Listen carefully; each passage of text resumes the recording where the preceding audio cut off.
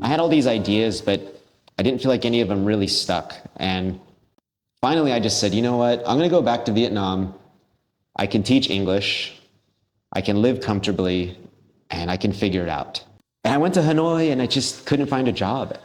Like, I could, but it was like drive 50 minutes to this school, drive an hour to this school. And I was going to spend, for every hour teaching, I was going to spend an hour driving. Right. And then you add in lesson planning and the fact that pollution and that traffic, it was miserable. And I found a job in Saigon that said, no, we'll put you in one school. So when you're in Saigon, I can see a little first anniversary for your wedding there and a wedding ring. Yeah, so tell me about that. So that is where I met my wife, actually. I mean, I'll be honest. I mean, there was, for anybody looking for a job out there, there is no shortage of good-looking female students at that school. No, wait, you met your wife at the school? Yeah. Da Nang is somewhere that piques my interest. Are you down? And she's like, let's do it. Why not? And so she said, I'll follow you. The Vietnamese have this expression, theo chong, which means follow husband. And so she's kind of jokingly said, yeah, theo chong, let's go. But yeah, we make a really amazing team. Nice. And she's now pretty hooked on cycling. Welcome back to sunny, beautiful Da Nang. I'm super excited for today's interview. We're going to meet Mike, who's a friend of a friend. He owns Bike Hub Da Nang, one of the only bike shops and rental full service shops in town. It's absolutely amazing. He's got a super cool story too. So he originally came from Arizona, moved over here as an English teacher, popped around from Da Nang to Hanoi to Saigon, ended up falling in love, getting married, and then eventually, after a COVID hiatus, opened his own business here in Da Nang. I'm gonna hop on my bike, because that's one of my favorite things to do in life, and let's ride over to the shop and talk to him, hear his story. Yeah.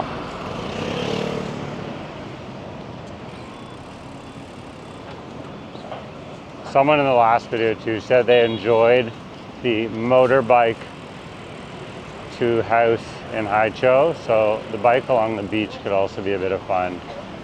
It's the perfect day for it. We're through cold weather season now, and I don't know. I mean, everything just looks fantastic these days in Da Nang. The light is great, the weather is great. I'm a little bit choked up that I'm not going to be able to enjoy all of it in 2026, but I hope a bunch of you guys and gals watching are. The surf is still here, so if you're a surfer, you can still catch some waves.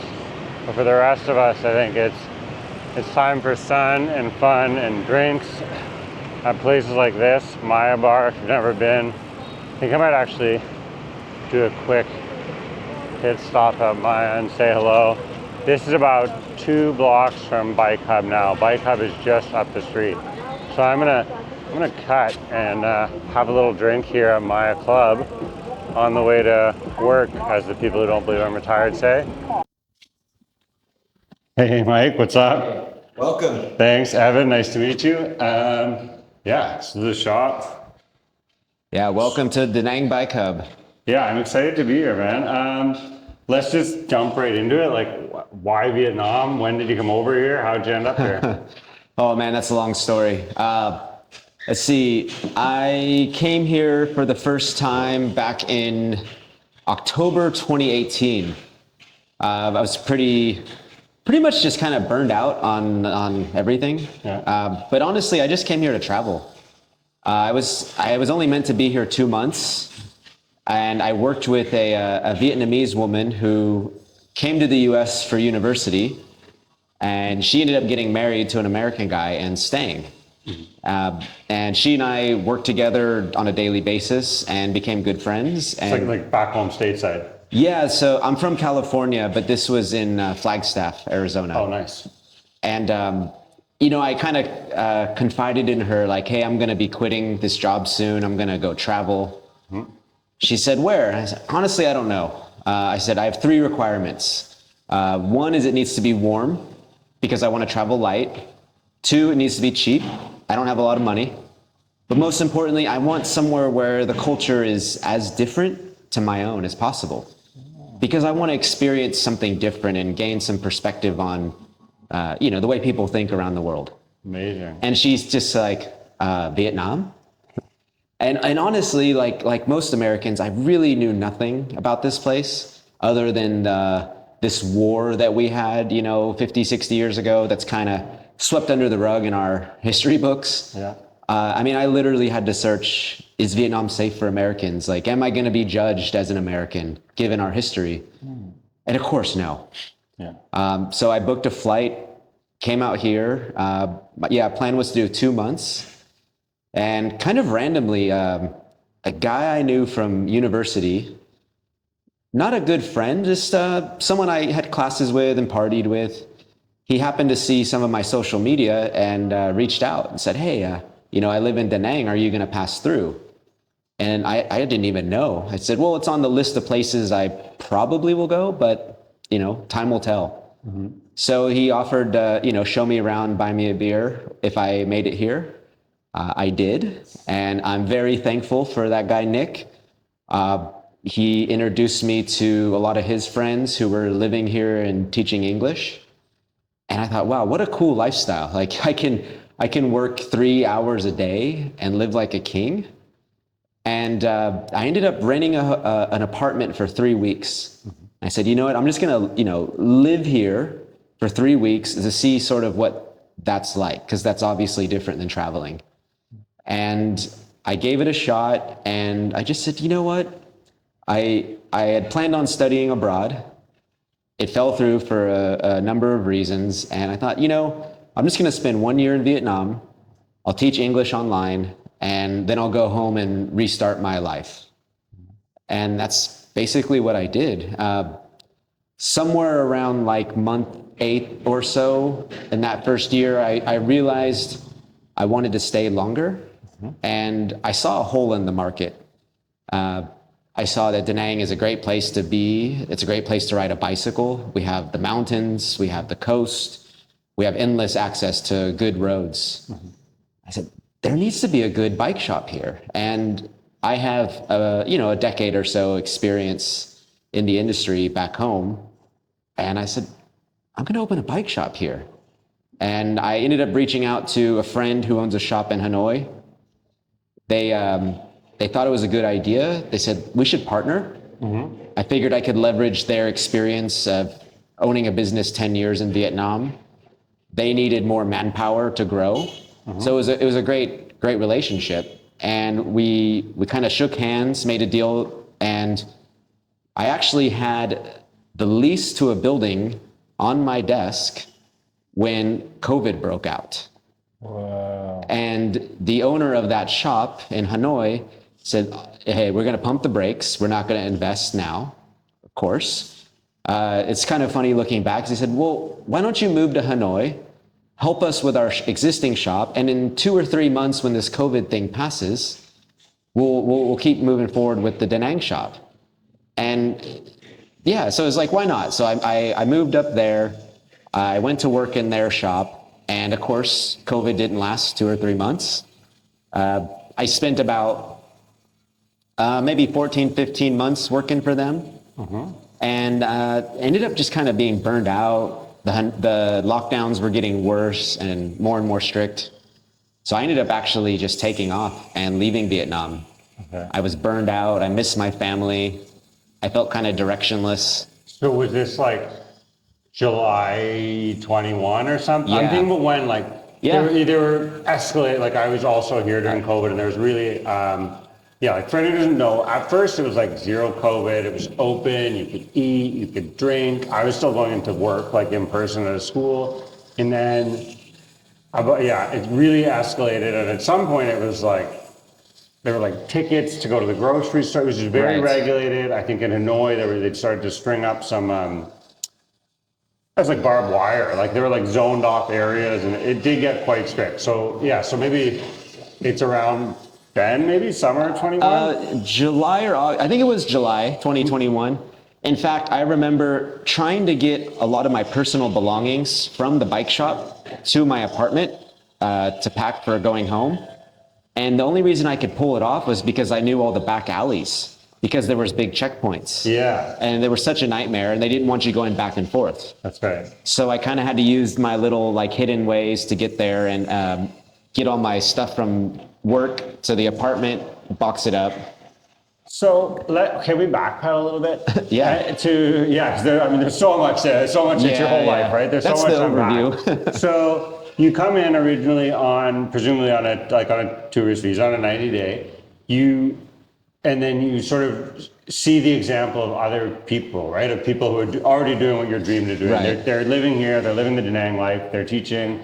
I mean, kind of ironically, even though I had a better teaching job at a real school in Ho Chi Minh, I definitely, the first few times I came to Da Nang, saw that too, the sort of like digital nomad, couple hours a day. And I was like, what? I'm working 50 hours a week at my school. Like, I work at JOB. So how do you sort of carry out the transition from tourist to whatever, job you get, the license you get, or you know what I mean? The real like nuts and bolts of it, I guess. Yeah. Well, that was kind of I think that was the tail end of the heyday for online ESL. Yeah. Because COVID killed that industry. Back then, you could get a job working for a Chinese company online. They'd start you at like $25 an hour. Like VIP or 1, 2, 3 years? Yeah. Yeah, man. You just needed a bachelor's degree in anything. Yeah. You could have a bachelor's degree in how to forget English. Yeah. And you could get a job teaching English. And you needed this joke of an online certificate, a TEFL, right? Okay, so yeah, like you did like an online TEFL. Yeah, 120-hour course, I probably did it in 6-8 hours. Yeah, I mean, that's when I first moved to Mexico, I did an online one, and Yeah. I actually got hired, right? I got hired by some private language school, and they're like, hey, do you have a TEFL? And I was like, oh, no, I don't. And they're like, that's fine, start work Monday, figure out your TEFL thing in the next couple of weeks and show it to us. And then we'll put it on file or whatever. I bought mine through Groupon for like $30. That's good. Sales, shout out to that guy, Nick. Like, he's the one, dude, just get this thing online. It's easy. It'll take you a couple days. Yeah.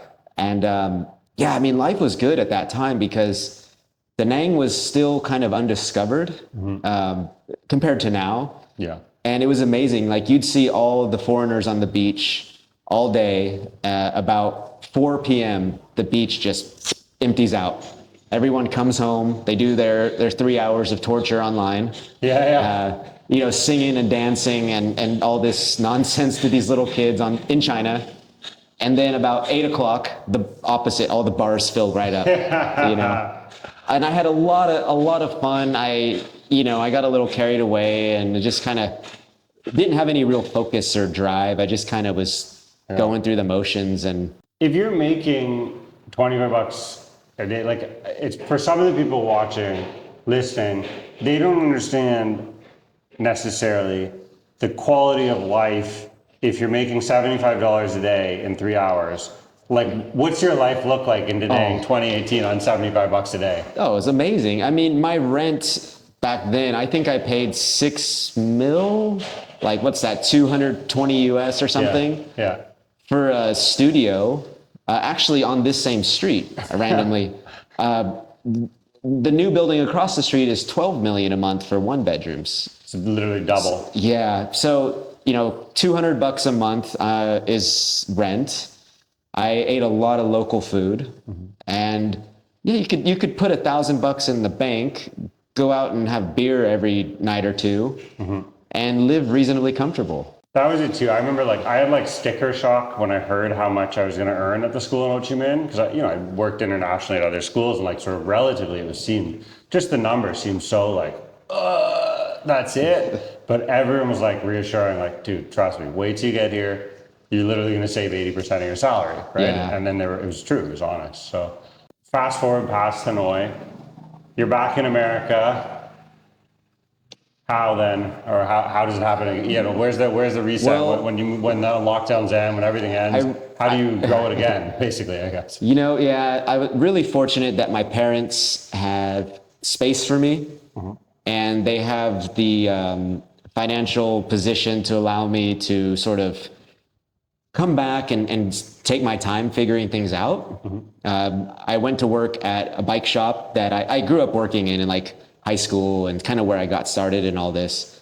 And they always welcomed me back. So I was able to go there, work, at least part-time and have some income and get free rent and free groceries at my parents' house.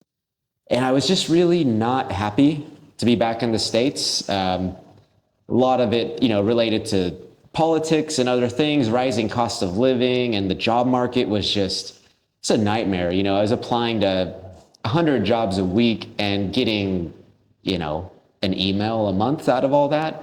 And these are jobs that I'm well qualified for, meet all the qualifications, have all the experience. Yeah. And it's just getting nothing. And I ended up going to Thailand. I saved up a little bit more money. I went to Thailand and I was able to land a job working online. Back then in 2018, when I left, I was the director of staffing for an international trekking company. So we were taking people hiking and camping all over the national parks. It was like 20 hours a week online. It was a okay hourly rate. I said, I'm just going to go to Thailand. It's a great place for cycling. There's no restrictions right now at that time. And so I went to Chiang Mai. I was just pedaling around, kind of just getting through the day, each day of that job. I was pretty miserable with it. There was one position in between my friend and me. And he ended up calling me and says, hey, we're recording this call right now. And I got let go. And I've never been let go in my life. Like every job I've ever worked in my life, they're like, please don't leave. Come back anytime you want. I was busting my ass like 12 hours a day. Yeah. Just, I couldn't understand it. And it was a huge blow to my confidence. Yeah, like your ego, for sure. Like, what is going on here? And I tried to call my friend and the owner, and he wouldn't take my calls. And I had I had booked a flight to Mexico already for a bike race. Where's the race? It was in Querétaro. Okay, I used to live in Guanajuato. Yeah, okay. Nice. Right there. Yeah, it's good. And, good dirt, good mountains. Amazing. It was a gravel race, 200 kilometers. Sick. It was good. I kind of actually had the idea to maybe do a YouTube channel related to cycling. And I kind of was drawing up the business plan, like thinking through it, chatting with my dad. And I had another friend who was running a small like tour company, and we talked a bit, and I thought I could do like these tours around the world. I had all these ideas, but I didn't feel like any of them really stuck. And finally I just said, you know what, I'm going to go back to Vietnam. I can teach English, I can live comfortably, and I can figure it out. And I came back to Hanoi because that's where I was most familiar and where the best job market was, I thought. And so you were looking for in-person teaching? Yeah, definitely. Hanoi is... And because COVID killed the whole online thing. Yeah. The jobs that used to be 25 an hour were like $8 an hour. So that wasn't going to fly. So I thought, okay, I got to go teach in a school. Still ESL. I'm not a licensed teacher. And I went to Hanoi and I just couldn't find a job. Like I could, but it was like drive 50 minutes to this school, drive an hour to this school. And I was going to spend, for every hour teaching, I was going to spend an hour driving. Right. And then you add in lesson planning and the fact that pollution and that traffic, it was miserable. And I found a job in Saigon that said, no, we'll put you in one school. I requested to be near Tao Dien because I had friends there and there's a cycling community there. Yeah. They said, we got a school adjacent to Tao Dien, 10-minute drive. You'll work 100% at that school. We'll pay for your flights. We're going to put you through training. And I had never even been to, I'd been to Saigon for like 3 days for like a little party weekend with some friends way back. I said, what the hell? So I jumped on a flight, flew to Saigon, took that job, and I just hated it. It was, public school. Like a Vietnamese public school? Yeah. Was it through a Facebook group or like an agency? Or like who helped you with the job placement? It was the company, a representative of the company that interviewed and hired me.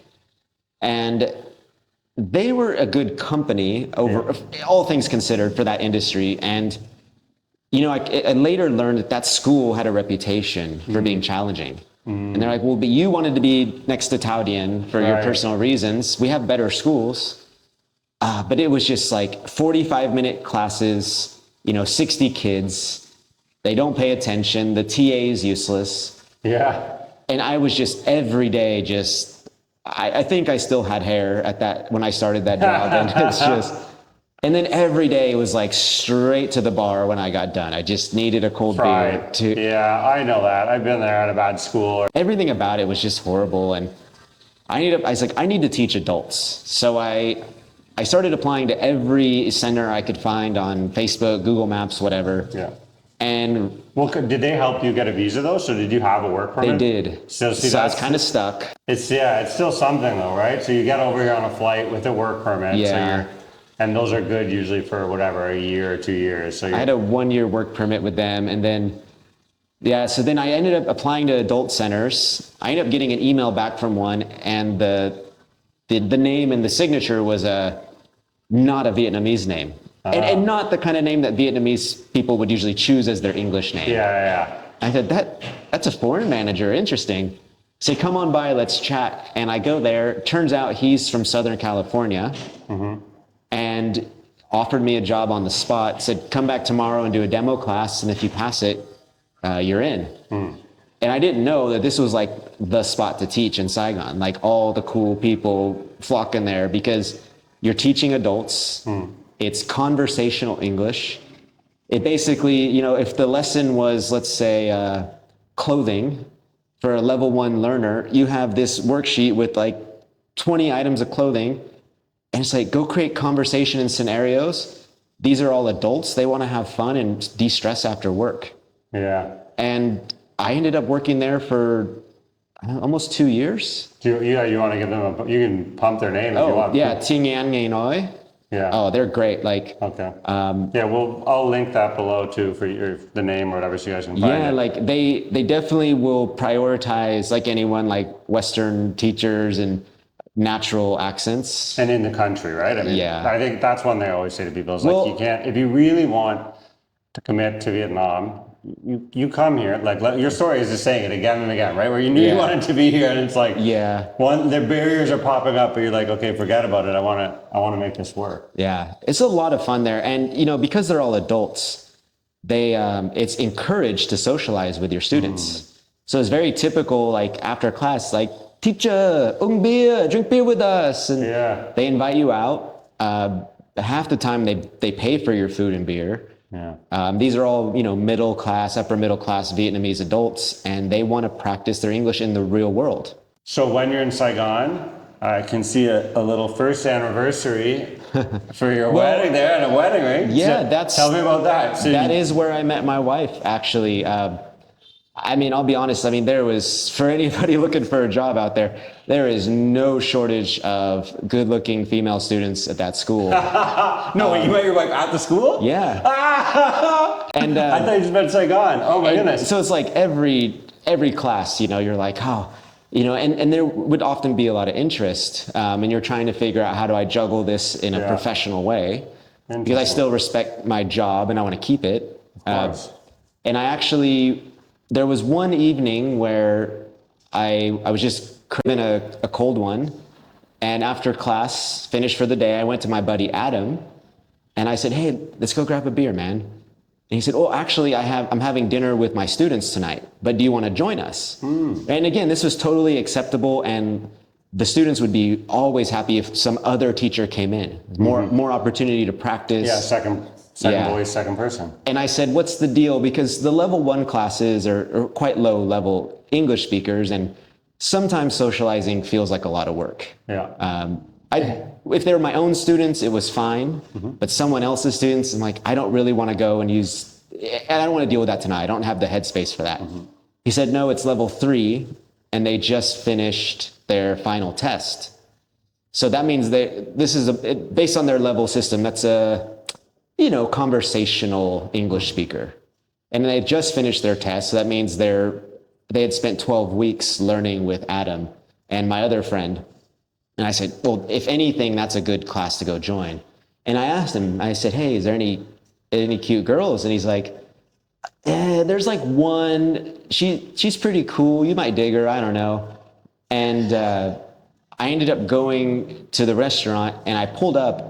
And to go backtrack a minute, I had seen this girl around. Right? She wasn't my student, but I'd see her in the lobby before and after classes, and she always caught my eye, and there was sort of like this little bit of tension, but I don't want to get in trouble, lose my job, like hitting on all these chicks.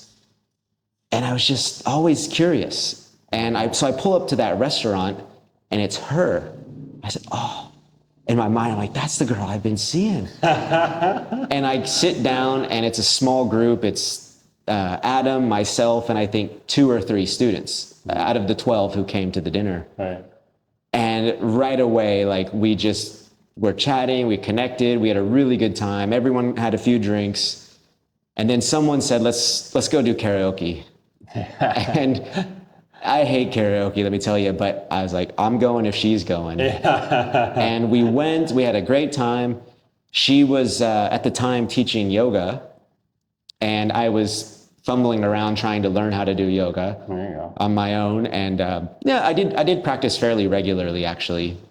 And of course I used that as an excuse to get the first date. I said, oh, we should go to the park and do some yoga together, and let me get your Zalo. And so she shared it with me, and that's what we did for our first date. We went to, what they call that, Central Park, below the landmark. And we met there at like 6 a.m. for our first date and did yoga like a few days later. Nice. And that turned into a second or third session together, which led into, coffee and then more proper dates. And then eventually, we got into a relationship, and soon after that, she ended up moving in. Like, everything went crazy fast. And it was kind of funny because my parents were coming out to visit, and they had, booked their tickets a year earlier. And I kind of was like, should I introduce my girlfriend to my parents? Like, it's way too early. Like, if this was in the US, I would definitely not. 6-7 months later, maybe, right? I said, but they're coming all this way. I have this feeling that this is more than just a fling. What the hell? Why not? And my parents said, hey, we want to go to this place called Phu Quoc. You want to bring her?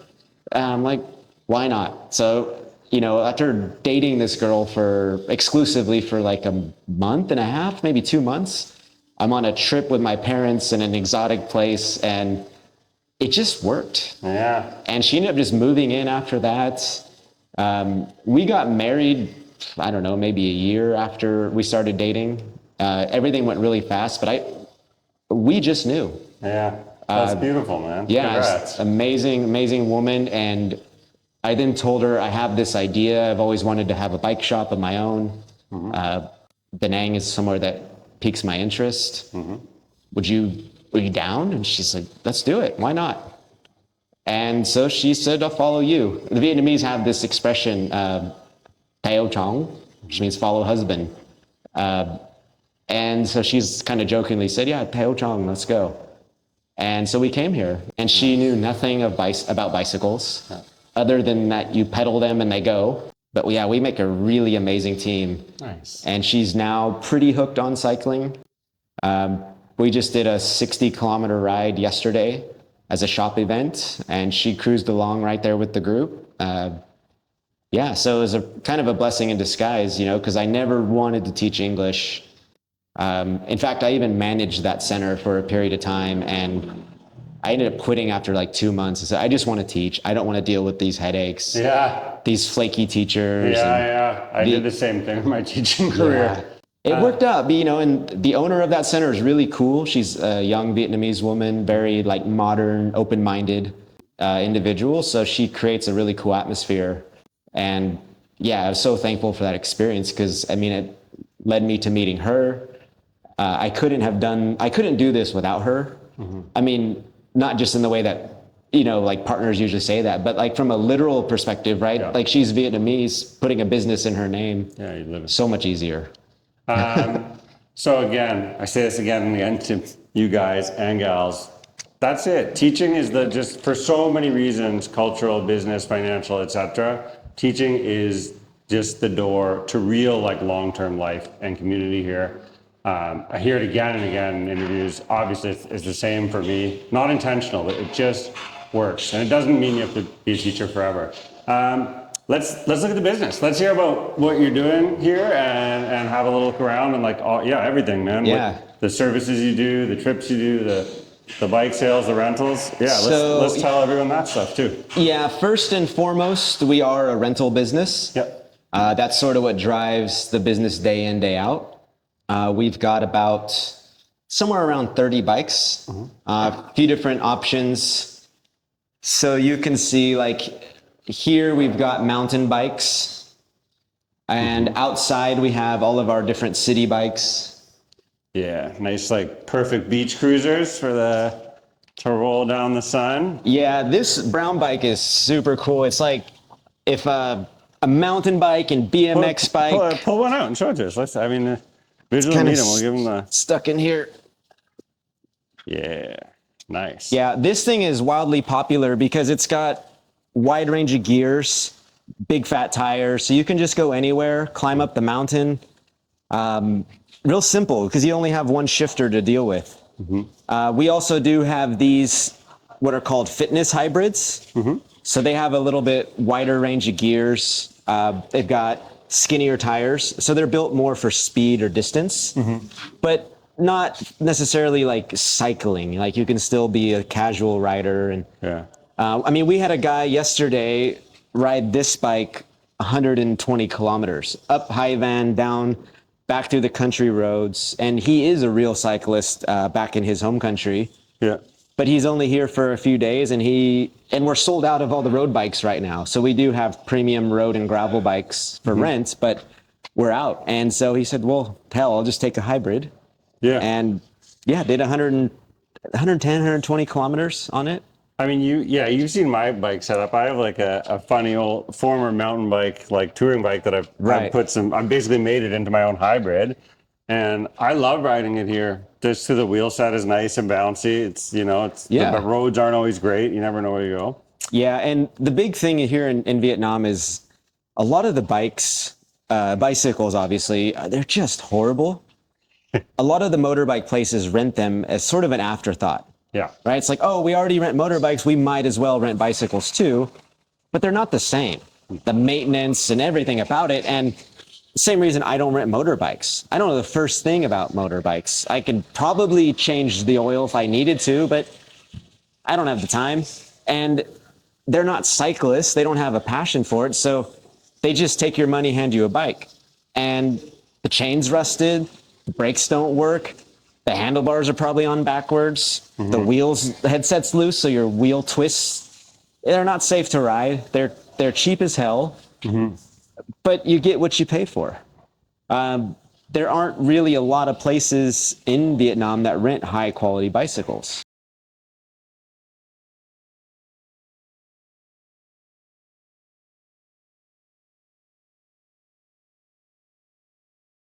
And one of my jobs, I mentioned 10 years in the industry, was supervising a shop in California right on the beach. And they had been in business for like 10 years. And every day, when I counted that cash out and put it in the safe, I thought, I wish that was mine. Because there's a lot of it. Yeah. And I'll tell you, man, that was 2010, 12, something around there. Those bikes were $8 an hour in 2010. This bike you can take for 12 hours for $12. So you think about how long ago that was and how much inflation we've had since then. Yeah. Sometimes people will kind of balk at the price. Oh, well, I can rent a motorbike for cheaper than your bicycle. Well, you can, but if you look at the cheapest motorbikes available on the market and compare to the best bicycles on the market, you're not comparing similar items. Yeah, it's not apples to oranges for sure. Yeah, and so it's crazy. Like I kind of based my pricing on, so how much is a really good burger back home, right? A really good burger in California after tax and tip, probably paying like 25 US, something like that, right? Here you pay about 5, about 20% of the cost back home. And if you, yeah, it is. and if you look at a lot of the Western items in Da Nang, it's kind of similar, that 20-25% difference or of the total. Yeah, 20. So it's about 75% cheaper, right? Or whatever is another way of saying it. Yeah. And so I kind of thought about it that way. So let's kind of take that same model, and that's a reasonable price. And most of our customers, oh, that's so cheap. This is great. And they're happy. Yeah. And it works well for us. They're happy. Everybody's happy in that situation. And to those other people, I just say, yeah, I understand. And, I hope you can find the bike that's suitable for you. So where are people riding? Do you guys do trips? Let's get away from the Da Nang construction, the inevitable Da Nang construction. Well, the classic ride where we send most of our customers is the Suncha Peninsula, right? They pedal along past Lady Buddha. They make their way to the Intercontinental Hotel and come back. So that's like I don't even know Imperial anymore. That's 36 kilometers, 370, 380 meters of climbing. There and back. Far? That makes me feel great. I do that ride all the time, and I had no idea. I've never measured it. I don't know how long it is. It's such a great ride. I mean, it's a beautiful ride. Up and down and swooping corners, good pavement, and you can make it as easy or as difficult as you want it to be. It's like for aesthetic value too. It's a stunningly beautiful ride along like the sweeping coast of Central Vietnam. You're right along the cliffs. There's monkeys everywhere. Yeah. It's gorgeous. And there's, of course, Monkey Mountain, which is when you hit the... That's left on Sancha? Correct. Yeah, so that's intense. It's hard. I did it this morning, actually. It's a 10% ramp. So 5.5 kilometers of 550 meters.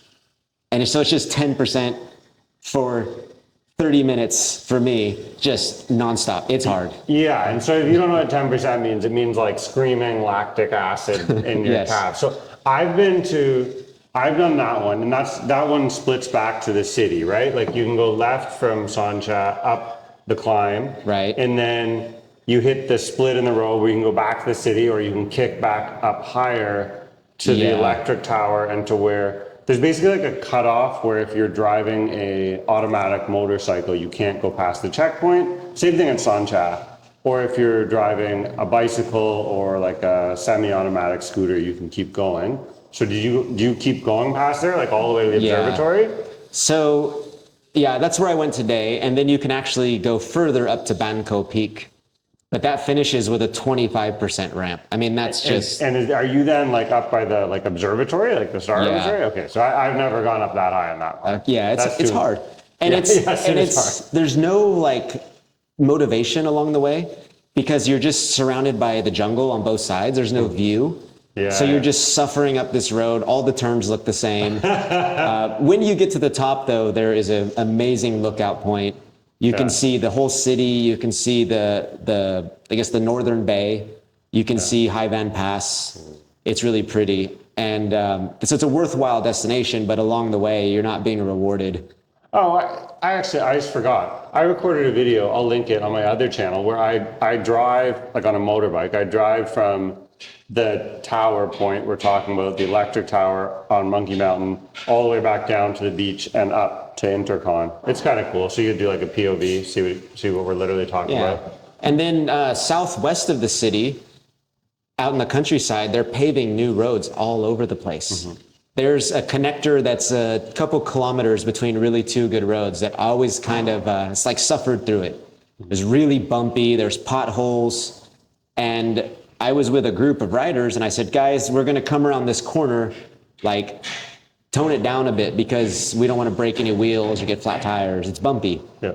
And we come around this corner and I'm like, what is this? Brand new tarmac. Wow. Never mind, let's go. And we just ramp it up and it goes all the way back to the other road we were heading to. So is this down by Tam Key or? No, just when you go to like Lotte Mart, instead of turning into Lotte Mart, you flip a U-turn there. And that puts you on the river road. Oh, okay. So like, right here, like in Da Nang City. Yeah, it's called Pang Long. And it follows that river west. And that road is the one that eventually goes to the Hot Springs Park.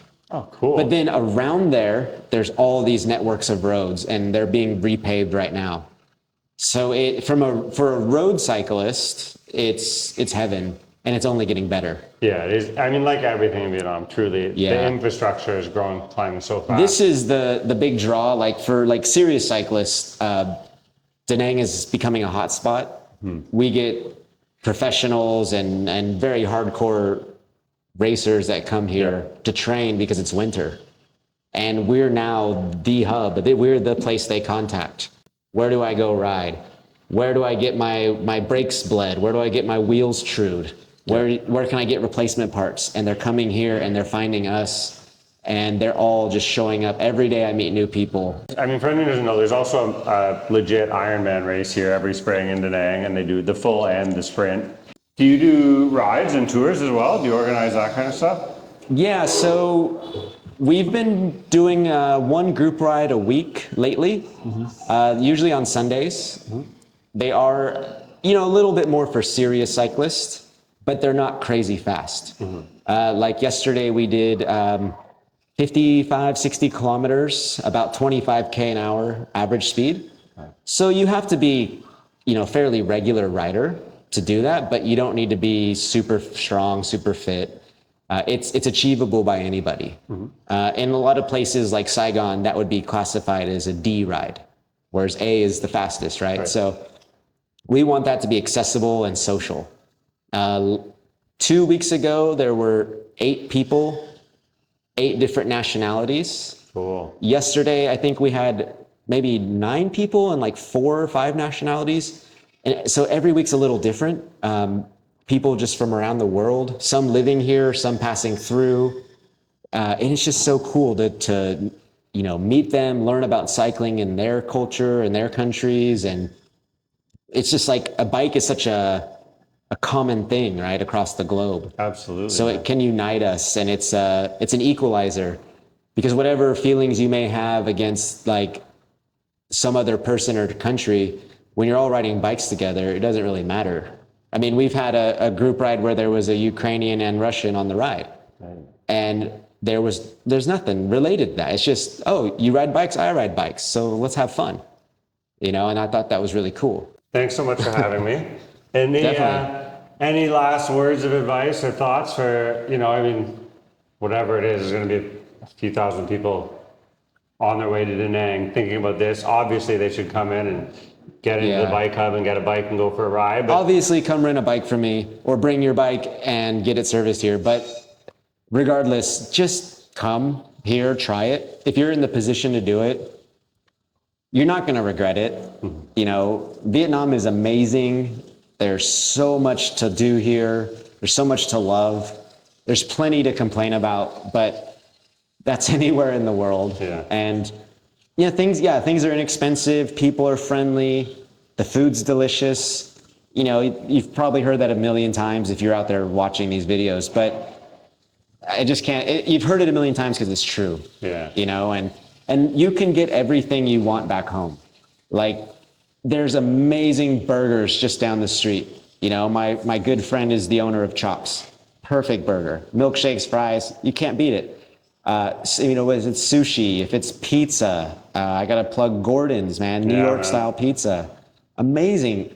He started in a little food cart at the night market, like in 2019, when I first met him. I was talking to Jeremy, like Jeremy's Kitchen the other day. Jeremy, amazing. He's running a huge commercial bakery now from starting in his apartment, right? You're like, I'm missing like some hash browns and eggs for breakfast. I'm American. Give me that, greasy American breakfast. He's got it, and it tastes like home. So you're not gonna miss things, like we've got Shopee and Lazada. You can order anything. It's just as addicting as Amazon. So, I guess to say, what are you waiting for? Just get out here, try it, and just see what it's about. Awesome. Thanks so much, man. Appreciate you having me. Yeah, thanks for coming. Yeah, that was great, man.